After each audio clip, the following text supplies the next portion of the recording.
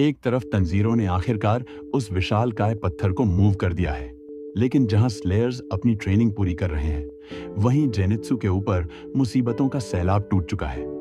एक रहस्यमयी लेटर ने उसे हमेशा के लिए सीरियस कर दिया है। वहीं दूसरी तरफ हशीरा आपस में उलझ रहे हैं और इसी बीच वो खौफनाक रात आ चुकी है। डीमंस का राजा मुजन सीधे मास्टर के घर के अंदर कदम रख चुका है। हेलो एनिमे लवर्स, स्वागत है आपका आपके अपने फेवरेट चैनल कहानी एनिमे की पर। आज हम देखेंगे डीमन स्लेयर सीजन 4 का एपिसोड नंबर 7। तो चलिए जानते हैं आगे की कहानी बिना किसी देरी के। एपिसोड की शुरुआत में तंजीरो विशाल पत्थर को लगातार मूव करता दिखता है। इसे देखकर इनोसुके में भी हिम्मत आती है और वो चिल्लाता है, इसके तो लेवल निकल गए। अब लेवल सबके निकलेंगे और पूरा दम लगाकर इनोसुके भी पत्थर हिला देता है।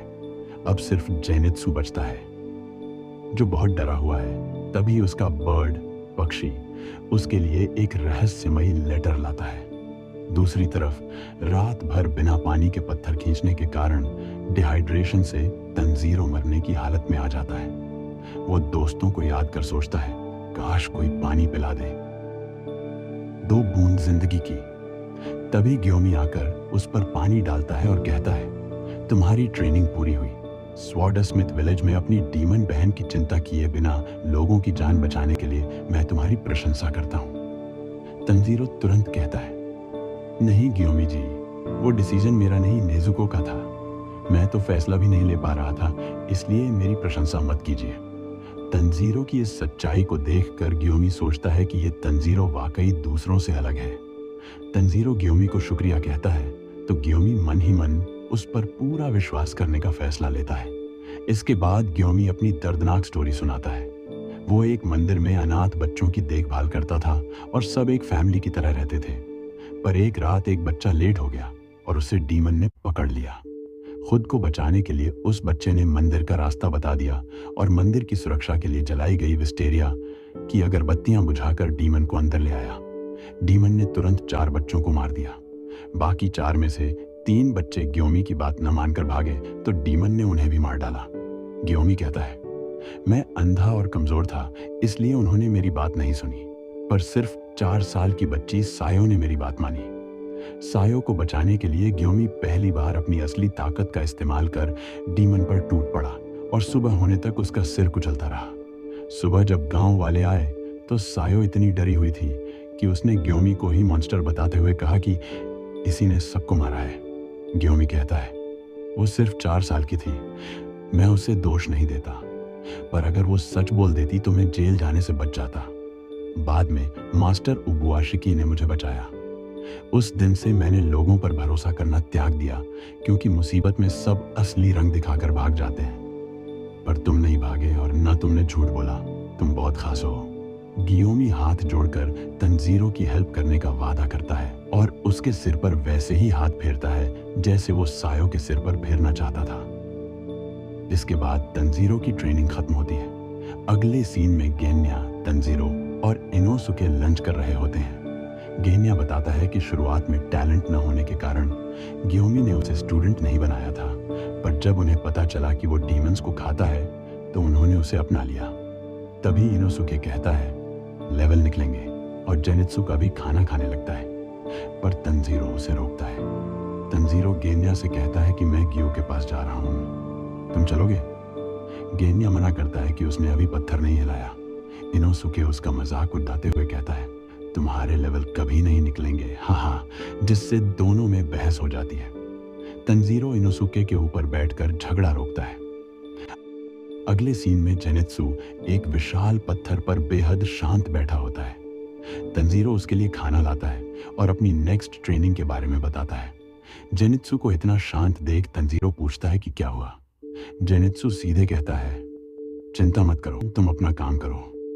तंजीरो के जाने के बाद हम देखते हैं कि जेनित्सु के माथे से खून बह रहा है और हाथ में वही लेटर है। वो गंभीर होकर कहता है, तंजीरो शुक्रिया, पर यह चीज मुझे खुद ही करनी होगी, चाहे कुछ भी हो जाए। पहली बार जेनित्सु इतना सीरियस दिखता है। इसके बाद तंजीरो ग्यू के घर पहुंचता है। जहां सानेमी और गियू के बीच लकड़ी की तलवारों से भयंकर फाइट हो रही होती है।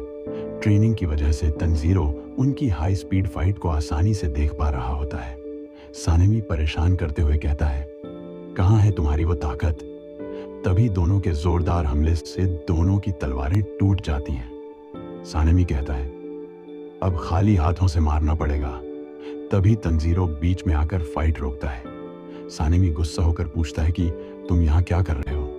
तंजीरो मासूमियत से पूछता है, क्या आप इसलिए गुस्सा हैं कि मैंने आपका रेड बीन सूप ओहागी पी लिया था? मुझे पता है आपको वो बहुत पसंद है, मैं और बना दूंगा। गियू भी पूछता है, क्या तुम्हें रेड बीन सूप पसंद है? इससे सानेमी का गुस्सा बढ़ जाता है और वो तंजीरो को मुक्का मारकर उड़ा देता है। होश आने पर तंजीरो को गियू बताता है कि यह हशीरा ट्रेनिंग की आपसी फाइट थी। गियू कहता है, अब मुझे सानेमी का फेवरेट फूड पता है, तो मैं उसे रेड बीन सूप देकर अच्छा दोस्त बना लूंगा। रात में सानेमी अकेले जंगल में ट्रेनिंग कर रहा होता है और तंजीरो की बात सोचकर गुस्सा हो रहा होता है। तभी उसे पीछे कुछ महसूस होता है और वो हवा में झपट्टा मारकर नाकीमे की एक जासूसी आंख को पकड़कर मसल देता है। आंख को राख बनते देख सानेमी समझ जाता है कि कोई घुसपैठिया उन पर नजर रख रहा है। आखिरी सीन में मास्टर उबुआशिकी के घर के चारों ओर सन्नाटा होता है। उनकी वाइफ अमाने उनकी देखभाल कर रही होती हैं। तभी एक बेहद कूल और डरावनी एंट्री के साथ हल्की धुंध के बीच मुजन मास्टर के कमरे में कदम रखता है। बिस्तर पर लेटे मास्टर मुजन को देख लेते हैं। मुजन सामने खड़े होकर कहता है, हेलो। मास्टर भी मुस्कुराकर कहते हैं, तुम्हारा स्वागत है कीबुत्सुजी मुजन।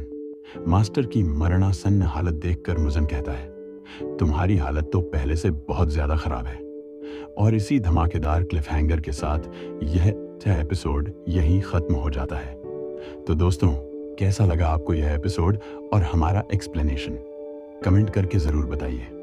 अगर आप चैनल कहानी एनिमे की पर नए हैं तो सब्सक्राइब करके बेल आइकन जरूर दबाइए। वीडियो को लाइक और शेयर करना मत भूलना। सायोनारा।